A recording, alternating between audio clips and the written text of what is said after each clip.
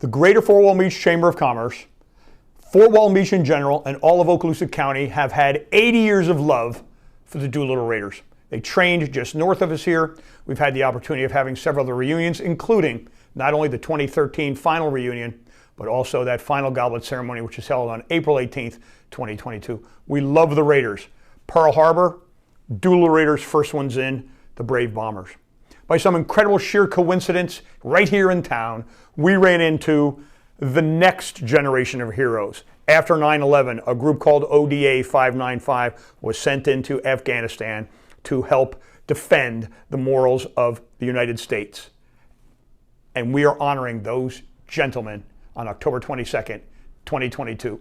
Let me show you how it all began. I have the pleasure of interviewing Will Summers, Horse Soldier Bourbon, on a show put on by JBC Broadcasting called Emerald Coast Weekly.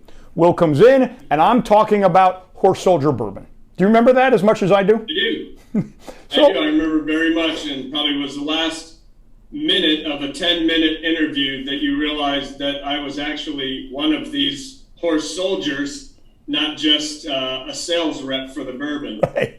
And that's where the story begins. An upcoming event that's occurring on October 22nd. And what I'll share with the folks out there is this. The Chamber of Commerce in our community has honored the Doolittle Raiders for many, many years on the anniversary of the raid of April 18th. In this case, in an effort to recognize ODA 595 as close as we could to the October 19th, 2001 date that you arrived in Afghanistan, we have an event where our community, through sponsorships and through the Chamber of Commerce, is honoring ODA 595 right here in Fort Walton Beach, where all of your brothers have been invited into town. What's your pulse on that right now, sir?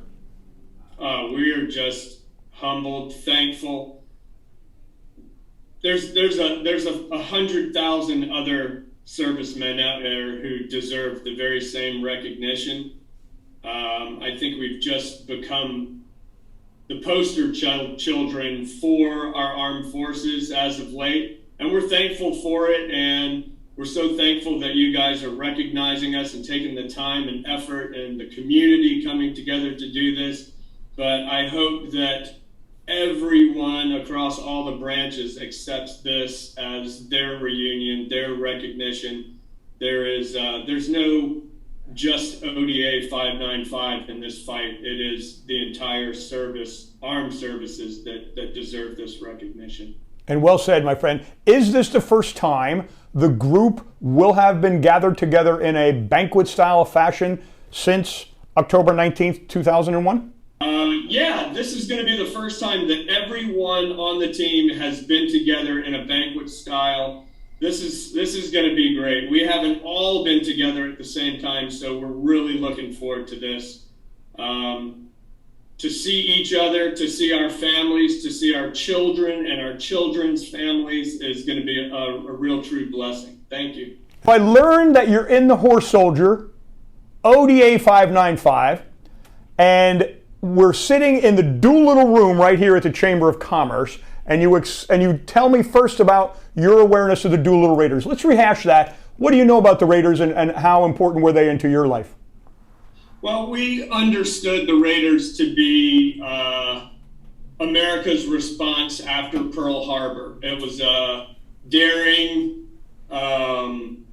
well-planned special operations mission to go really deep into enemy territory and exact justice. They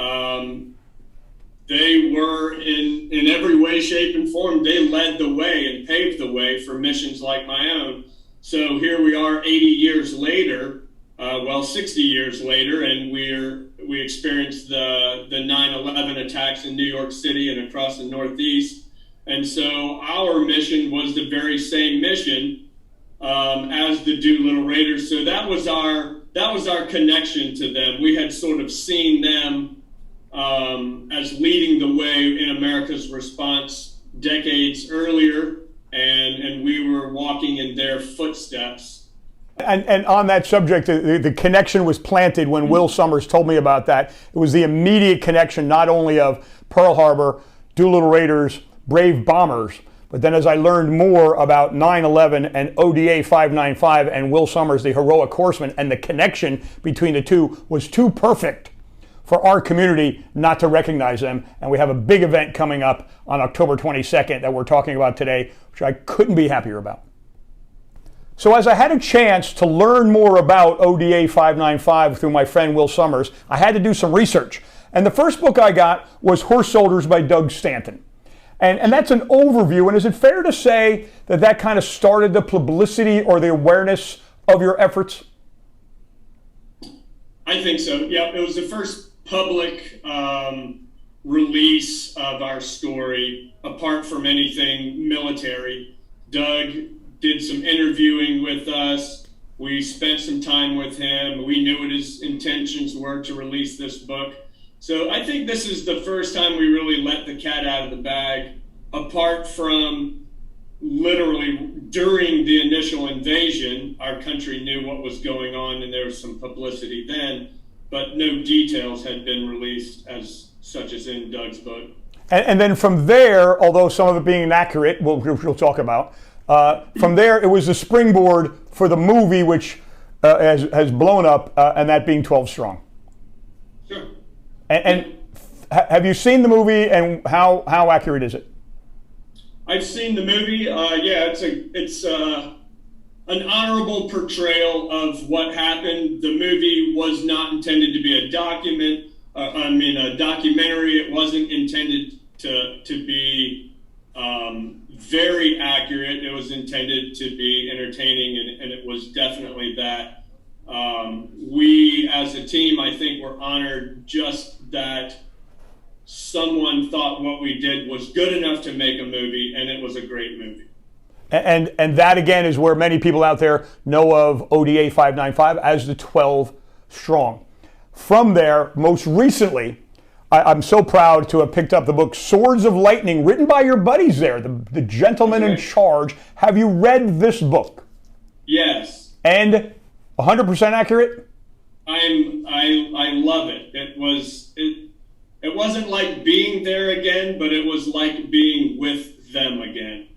And so there's some great descriptions of each of the men that I feel are accurate.